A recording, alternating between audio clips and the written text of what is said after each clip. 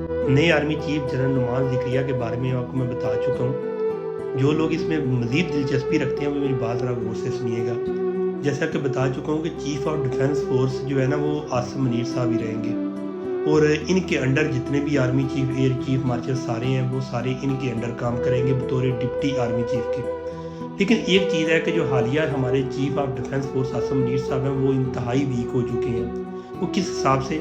क्योंकि इनकी 28 को रिटायरमेंट हो गई है और फ़ौज में हमेशा कोई भी आर्मी चीफ का कोई भी ओहदा मिलता है तो वो हाज़िर सर्विस जो बंदा है उसको आर्मी चीफ बनाया जाता है। और इसके लिए जब कोई भी नई तैनाती की जाती है तो बेशक कोई नया कानून आइन जो भी हो उसके लिए नोटिफिकेशन जारी किया जाता है। जिस तरह हमारा पंजाब असम्बली पार्लियामेंट में भी एक नोटिफिकेशन लाजमी जारी होता है, बेशक जैसे कि तनख्वाहें बढ़ा दी गई हैं या ये मामला हो गया वो मामला हो गया। नोटिफिकेशन की मिसाल ऐसे ही है कि जिस तरह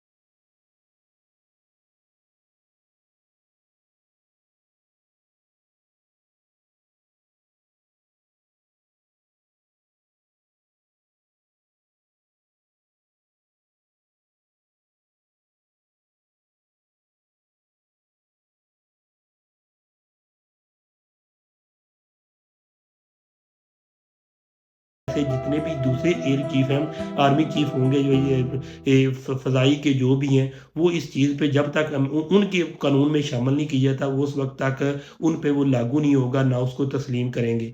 दूसरी बात है कि जो हालिया सीडीएफ है, एयर चीफ मार्शल के तौर पे यानी कि फील्ड मार्शल के तौर पे, वो तो बाकायदा तौर पे अपनी वर्दी को कंटिन्यू रख सकते हैं।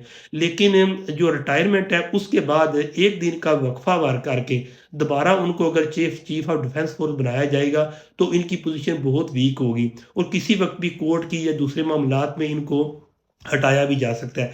बहरहाल देखते जाएँ होता क्या है, लेकिन आपकी जो मैं बात बताई है कि जनरल नुमान ज़िक्रिया नवाज़ शरीफ साहब को ला रहे हैं, उसके हिसाब से मज़ीद ये बेहतरी होगी कि जिस दिन नुमान ज़िक्रिया का नोटिफ़िकेशन होगा, उस दिन आप पाकिस्तान के तमाम मीडिया चैनल पे इमरान खान की तस्वीर भी देखेंगे। इसके साथ-साथ जनाब साद रिज़वी, वो भी जनाब उनको भी जनाब छोड़ दिया जाएगा, जो तरीके लब्बैक के जनाब लीडर हैं।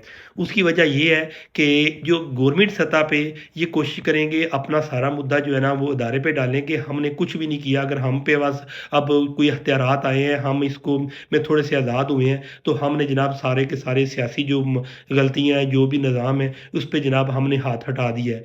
और जो दूसरी तरफ अदारा जो है वो बार-बार बदनाम हो रहा है कि हाँ, भई सारा हम पे डाला जा रहा है।